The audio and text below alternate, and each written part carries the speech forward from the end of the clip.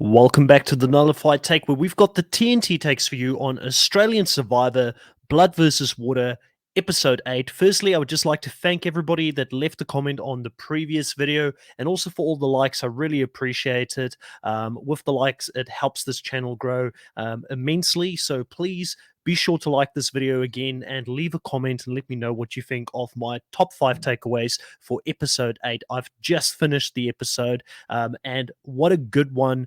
Quite a few storylines that were created here in the early part of the season has finished at the end of this episode. So I'm really interested to see where the show is going to go now that we've had one of the big players leave after another big player, especially if you look at the edit that this player got previously in the season. Listen, if you haven't watched episode 8, please get out of here now because there will be spoilers for episode 8 starting as of now. So, my first really big talking point for this episode was how did Nina react to having to vote out her mother? It was always going to be interesting to see how she bounced back after that. She's been a very big part of the show, and obviously, being the daughter of royalty playing this game, she was always going to get a big edit. There's probably still going to be a very big focus on her, even now that her mother is gone, because people will want to see how she's going to react and how she's going to play the game. Does she have some of that skill set that her mother has taught her over the years? And did she learn something observing her mother play the game? Overall, I've got to say, Nina dealt with this situation very well. They never explained in this episode if she was at any point told that the vote was going to go for her mother. The edit made us believe in the previous episode that she had no clue and that she picked up on the cues in tribal council. And because of that, she ended up voting her mother out to build loyalty with those people that she's played the game with so far, because there's only so much you can do. You need loyalty from the people that you've played with. So she's hoping that this is going to help her out long term. You do see quite a bit here. Her relationship with Jordi. She catches the fish, and he gets her to kiss the fish, which is a funny scene in the episode, and it shows that they've got a playful relationship, which they've now shown us in 2 episodes in a row. One of the things that I am slightly worried about is that early in the season, I thought that she had a very good relationship with Mark. Mark, for me, still seems to be the nucleus when it comes to the boys' alliance on that tribe, even though Jordi in the edit is starting to step up, and we will talk about Jordi pretty soon.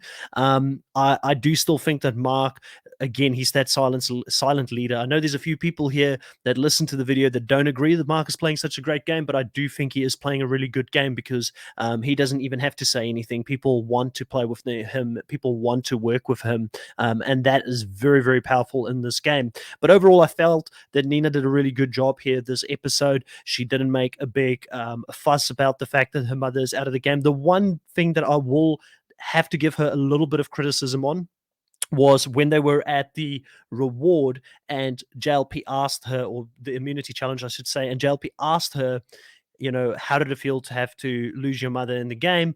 And she said, listen, this is an individual game. My mom's out of the game, but, I was always going to play my own game, and that, a decision needed to be made for me to show my loyalty and where I was going to vote. I think most people probably would be okay with her saying that, but it also shows a kind of ruthlessness to her game, and that if she can vote out her mother, will she vote me out? I mean, I'm not blood. I'm not her dad. I'm not her brother. I would definitely, as a player out there, think that, man, like, she is cutthroat. And I think that that type of mentality in America is very much a mentality. And again, I'm saying this is a non-American, but I think it's a mentality that Americans have. A big capitalism country, obviously.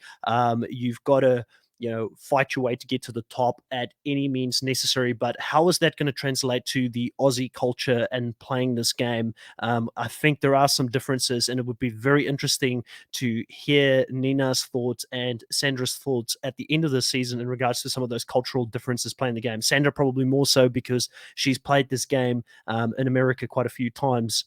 But overall, Nina gets pretty good marks from me for this episode, and I thought that she, definitely did well in sort of going back and sort of being in the shadows, not making too big of a target of herself here in the early stages. And I mean, it's evident that when they need to vote someone out or talk about who potentially the vote's going to be, Nina's name is not the one that's coming up at the moment. So I think that she's probably in a pretty good space at this stage.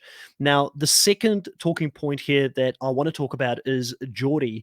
I have seen online some people have been coming for Jordi, similar to what happened last season when Emmett became a big player and was quite out there. And a lot of people don't like the fact that he's stepping up, saying he's the leader, he's going to run this alpha male type of alliance in the game.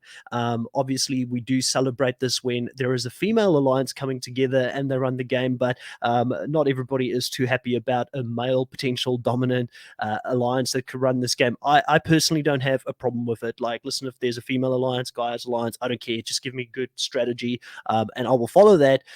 With Jordi's edit, though, I am a little bit skeptical as to where he is going to go in this game. We saw absolutely almost nothing from him in the early stages of this game.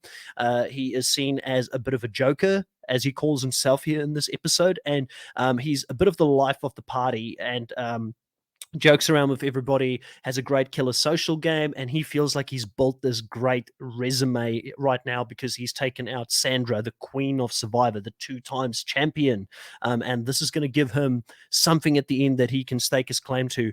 I would argue if I was a jury member and I heard him say that, hey, I've got this massive move on my resume, I took out Sandra, I would say, listen, who did you have to convince? There'd probably be crickets, because everybody wanted to get rid of Sandra at some stage. I mean, she is the queen of Survivor. She's won it twice. She was never going to go all the way and win this season. I don't think she'll ever win a third time. I hope she proves me wrong and go place Survivor South Africa, maybe in a season that I play as well. That'd be cool. But, I would say that, if she does get to if he does get to the end, he doesn't have much of a case to make. He's going to have to do a lot more than get rid of an obvious target. And Sandra, who didn't really have any social capital or control this season, I don't think she was going to ride an opposing alliance and take him out. In fact, she wanted to work with her daughter and the people that her daughter was close to. So I don't see it as big of a move. And I think that we're seeing more and more of Jordi currently because the show is currently having to set us up and show us more characters in the show, because it is an edited show that is going to become relevant in the next couple of episodes. And I think we might be seeing the rise of Jordi, and then that could be followed by the fall. And I don't know if the fall is going to be pre-merge or if it's going to be after the merge, but I do think that at some stage Jordi's going to get too big for his bridges. People are going to pick up on it, and he is going to get taken out because he wants to be seen as this leader, strategist, big player, which, by the way, I'm okay with players doing that. I'm okay with players hamming it up for the camera. I mean, how boring would it be if every single person played a passive game and didn't talk themselves up? So for me, I'm enjoying him from an entertainment standpoint, but I still don't think he's going to go all the way and run this thing and win it. Who knows? Might be a late contender. Maybe he's the first winner ever, and correct me in the chat if that's happened before, but I don't think it has. That has only really started getting an edit at episode 8. Like, I feel like we would have known a lot more about him by now if he was going to be the winner. Number 3 was a big one. It's the battle between Sam and Sophie. That's been brewing and building now for quite a while, and we saw that come back up here in this episode. Obviously, Sam and Sophie, there's some hurt feelings there because Sam betrayed Sophie, and yes, she did betray Sophie. I did find it quite interesting that in the tribal council, when Sophie was saying that she's never lied to anyone, I think she can really truthfully say that. She did have Sam's back. She did want to work with Sam. Sam got persuaded to go with a different direction, like we previously discussed on the podcast and also on the updates that we do. She decided to go with the other 4 and vote her out and blindside her. She did blindside her. And like Sam said, normally when you kick somebody out of the house and you evict them, you don't have to deal with them later on. But Sophie found her way back, obviously because of this twist in the game.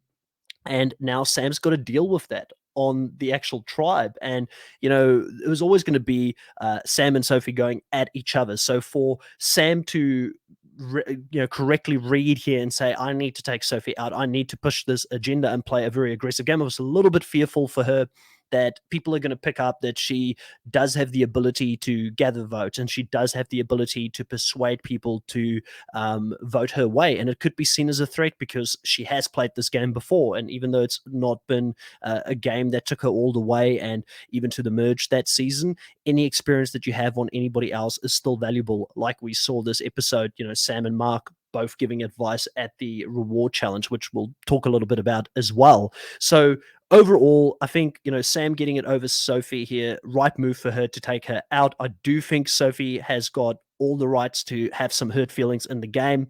I really like Sophie as a person. I think that probably outside of this game, she's a go-getter, someone that gets ahead in life. I know there's going to be a lot of people probably not happy with me saying that because people get really emotionally invested in this game, and she definitely got over emotionally invested in this game.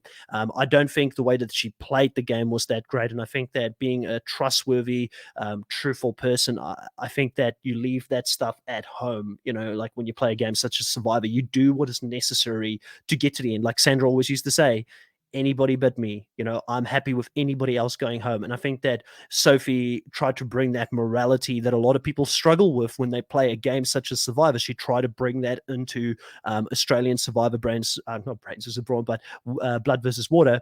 She brought that into this game. And obviously, Sam did get caught out because I think she did do a little bit dirty, and she probably had this great relationship. It was interesting to see that Ben, it looked like, stayed really with her for quite a while. And we didn't really get to see any of the conversation between Ben and Croc discussing which way they should go. Croc seemed pretty convinced when Sam spoke about they need to get rid of Sophie, that yes, that is the right thing to do. We need to get rid of Sophie, which for me is interesting. I would have liked to understand where Croc's mentality shifted from working with Sophie to voting against her and not have her as a number in the game, because there's a lot I feel like we didn't get to see from other players' perspective. We really just saw Sam and KJ's perspective quite a bit, but I'd like to see a lot more than that.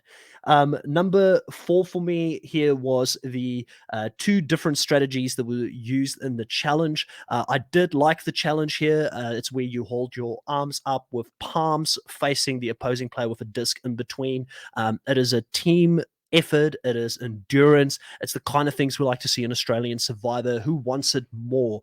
And this was a really, really good challenge to watch. And again, it was sort of dictated by Mark stepping up, having a strategy in place, which meant that all of the guys were in the center of this challenge and the ladies were on the outside. And Sam had a little bit of a word with her team saying she's done it before, and what they need to do is make sure that people are at the same height and that the people that are weaker are in the outsides, and then you've got the stronger players in the inside. So massive hats off to KJ and Chrissy.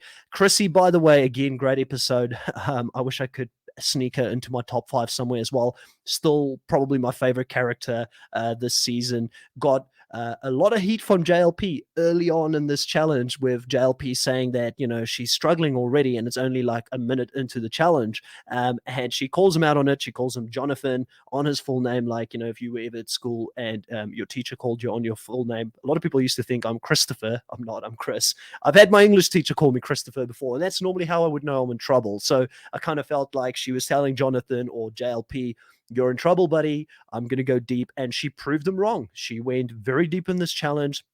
She held out with KJ for as long as she could, but ultimately they couldn't beat Mark and Jordan, and also on the other side, Dave and Jordi. Mark again winning one of these challenges, and obviously I actually forgot about it, but JLP bringing it up that the last time they did this challenge in season 2, Mark and the Zen Hen Henry, they were the two that actually won this challenge back then. So it was really cool for Mark to be able to step up and again win in a challenge that he is really good at. So they ultimately get the immunity here, this specific episode, which is going to send the Water Tribe to Tribal Council. And Sam lets Mark know at the challenge at the end. She says, listen, Sophie is coming for me. And Mark says, you need to handle that. You need to get rid of her immediately. And that was my biggest fear. Like, could Sam outlast Sophie here, because she is in a position where she is potentially up for grabs. And I think that I correctly read that because she even was really nervous at this vote. Lastly, trying to keep it in this short format. And if you want me to talk about a lot of other things that have happened in the episode and you want to check more of my thoughts out, we will have a podcast at the end of the week. My fifth takeaway for this week is KJ's big decision to vote out her sister. And for me, to be honest, I love blood versus water as a theme. I think I've said it a few times on the podcast. I think it's a great theme to watch. It plays out really, really well. But it's probably the last theme that I would want to play if I had a choice in what Survivor season I would want to play. I mean, at the end of the day, if you're a big fan and you get the opportunity to play it, you'll probably take most opportunities. But I actually think I would have to think twice about a blood versus water season for the exact reason that we saw play out in front of us with KJ and Sophie. They're two very different people that want to approach the game in a very different way. Like I said, Sophie is a bull in a china shop. She is, I think, probably a very strong woman in life and successful and achieves a lot with the kind of attitude that she has about let's just get it done. We need to move this objective. We need to hit that KPI. I think she's that kind of person that gets things done. And I think that her mentality and who she is in life probably drives her to a lot of success in life. The problem with Survivor is that you need to take people on a journey with you and they need to feel like they're a part of the conversation. And obviously, her back was up against the wall. I mean, what do you expect for her just to roll over and die? No, she's going to take jabs at Sam. She's going to try everything she can to throw some sort of a target on Khan to potentially flush that idol. And KJ does help her to a certain degree to try and do that. But KJ also realizes that listen, Sophie is tanking my game. Like she is potentially there's going to be votes on me. They're splitting a vote between myself and my sister. And at the end of the day, if she does, get an idol or she fakes like she's got an idol, to me, so obvious this episode that she didn't find the idol because they always show the player in Australian Survivor with the idol around their neck, talking about the fact that they got it. For me, it was very predictable. I don't know. Were you guys fooled? Let me know in the comments. I was not fooled by this whatsoever. When she faked it out to go to the bag of the tribal council, I was like, she's out. She doesn't have anything. But KJ ultimately becomes the second person here this season that writes her loved one's name down, and I wasn't expecting to see it so quickly in succession. And I thought KJ might stand by her, but I understand why KJ did it. She is in a vulnerable position now because she doesn't have that partner in the game anymore. But I'm hoping that very soon we'll see more of these pairs break up to the point where it won't be such a big target on your back if you don't have a loved one in the game, because like Sandra said, your social capital becomes less. There's no extra leverage, no package deal that comes with you. I think that there is a lot of value that someone can add that has no one else in the game. So I take my hat off to KJ. And like I said, for me, I could see how much she struggled with it emotionally to be able to do that. Me and my brother or my sister, like we're very different people as well. Like I think my sister would do really well. She probably would beat me in Survivor even. She would be a really good social player. My brother, I think I would be a little bit more laid back. My brother would be like Sophie. I'm not as laid back as KJ, that's for sure. But we've got different personalities, and if somebody came for one of my siblings in the game, I can't think of a way where I could be cool with voting them out. Like, I mean, I love this game. I've watched it for many years, like since season one of the US Survivor. I'm a big fan, but I actually think that's probably like I would do anything in the game but write down my sibling's name. I think I would struggle with that. And I'm not saying that both Nina and